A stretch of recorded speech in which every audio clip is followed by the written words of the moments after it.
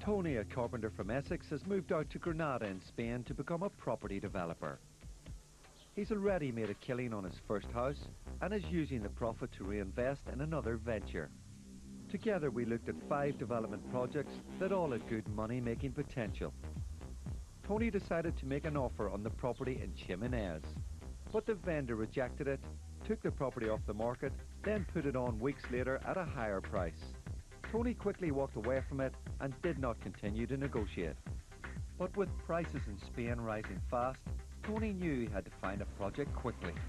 He didn't waste any time buying a property needing minimal work only, with a bargain price of £28,000.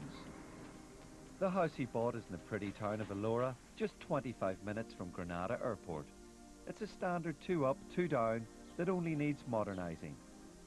It'll yield a substantial profit, and Tony intends to have the place finished in just 6 weeks.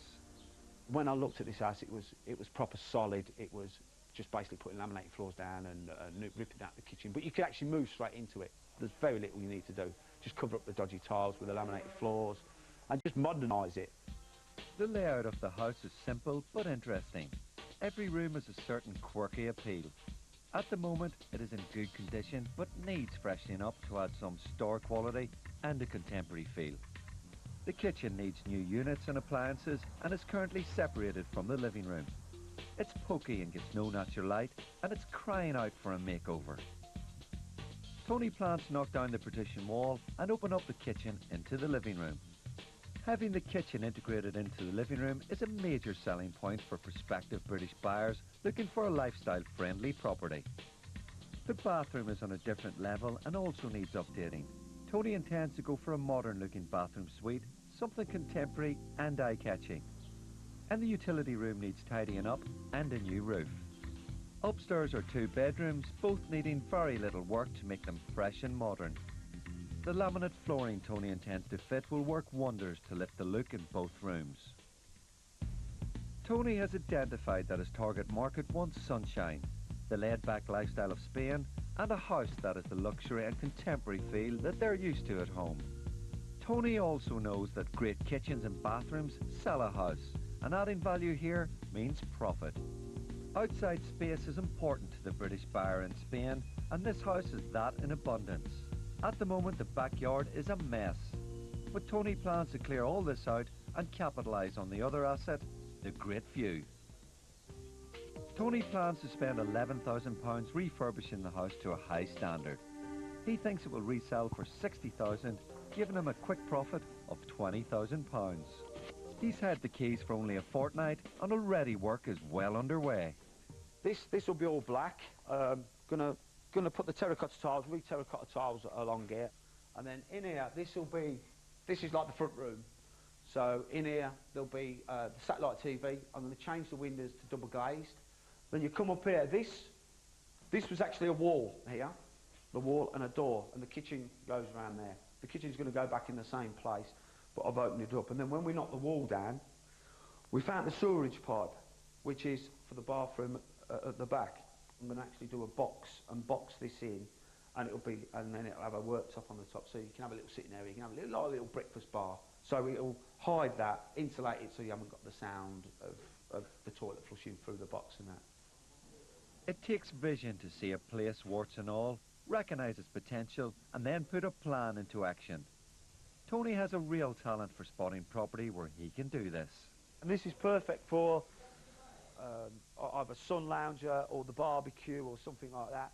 You've got the beautiful views of the whole valley, the church and the whole village from up here, and all this rock gets illuminated at night.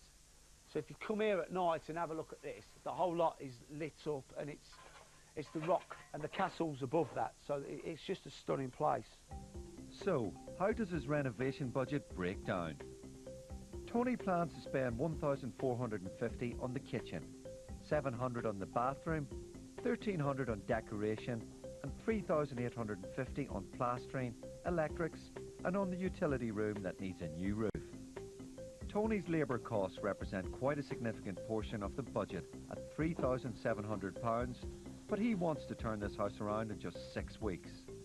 In the long run, spending here will help him achieve this cheaply and give the property visual impact. I've been in this property now nearly 2 weeks, about 9 working days. And what we've done in this small room, laminated the floor. I put the doors on yesterday, the door frames, the architrave, and now I can finish the skirting off in here. Tony is covering the original Spanish tiles with laminate flooring. This is really easy to do here since every floor is solid and level.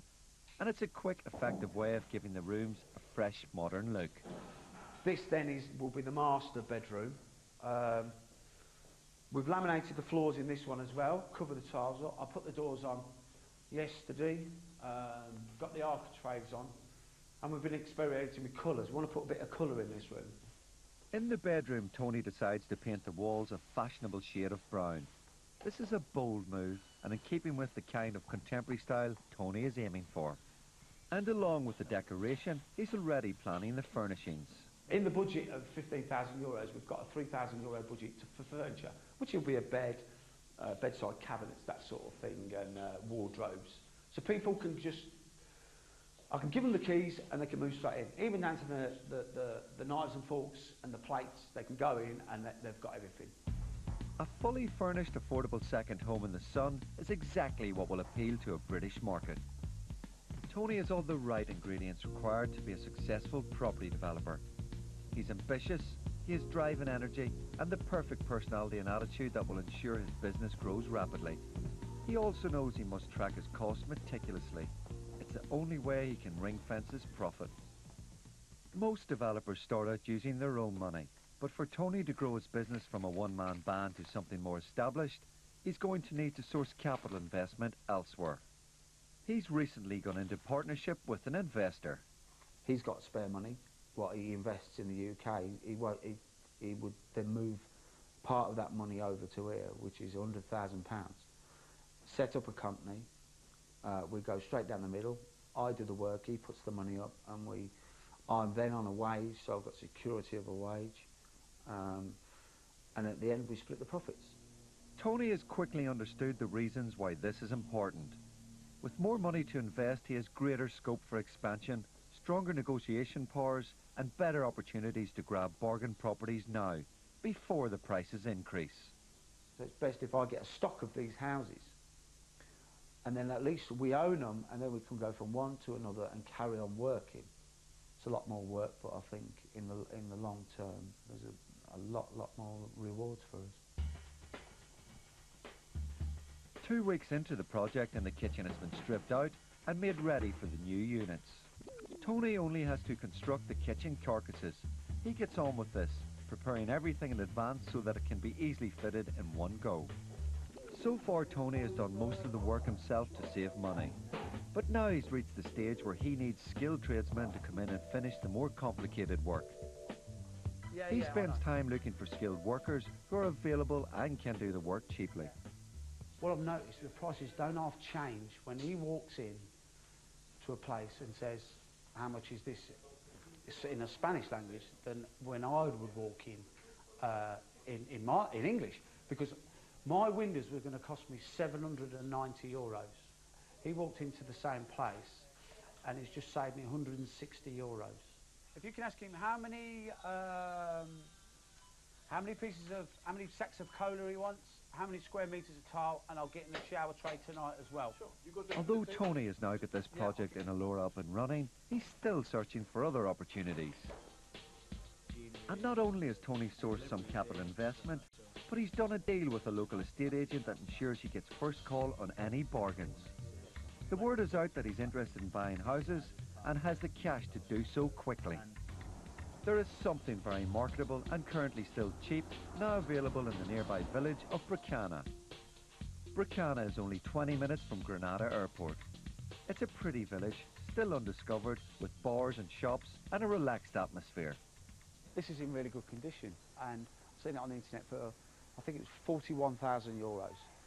So I put a stupid offer in, I offered them €30,000 for it, and I come back and I've got it.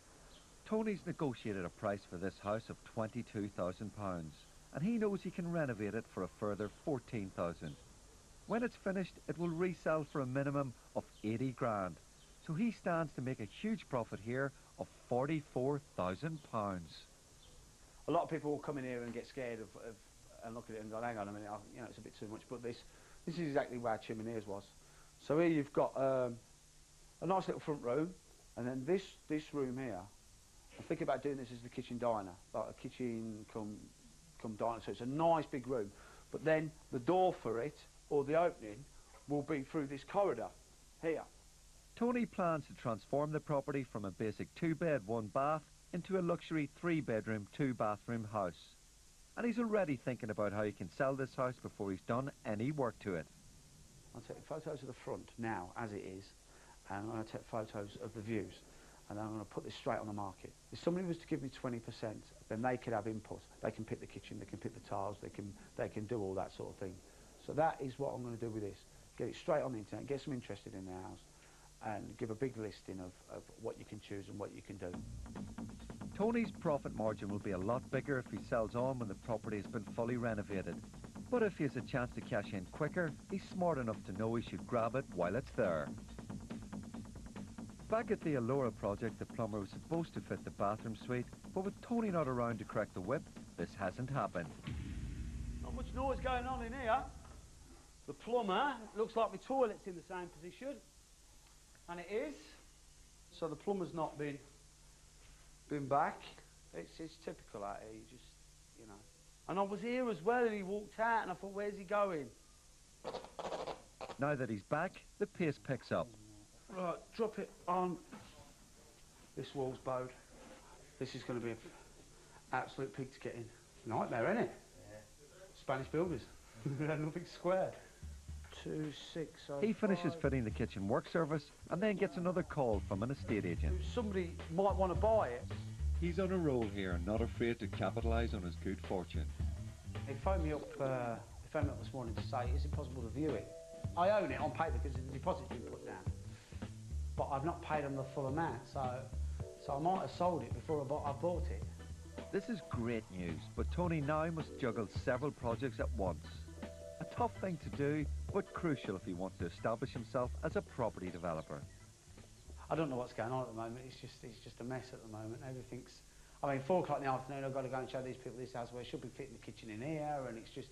But if it gets the house sold and they give me a 20% deposit, then it gives me €22,000 to start the construction straight away. It's important to create a raft of deals and projects happening simultaneously, but Tony must also stay in control of the Allura project and not allow it to fall behind schedule. Right, you're up in the air. Right. You're up in the air. Right, lift up. Lift up.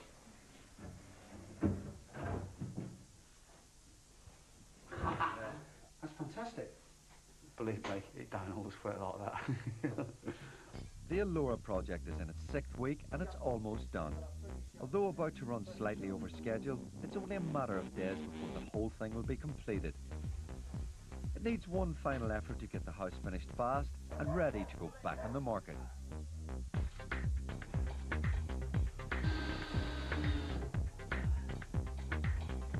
Cleaned up this wall, plastered around here. Tony has a look around the house, taking stock of what work still needs doing. As you can remember, there was a pipe box, the sewage pipe come through here and went down and then went down here. And you can just see it here. This is going to get covered. That's the sewage pipe. I built this like little counter, and then I've just put a board around it. I might even router a little moulding around it. The kitchen is almost done. And then this is the kitchen light, which is going up there. And although the bathroom still needs some work, it will soon be finished.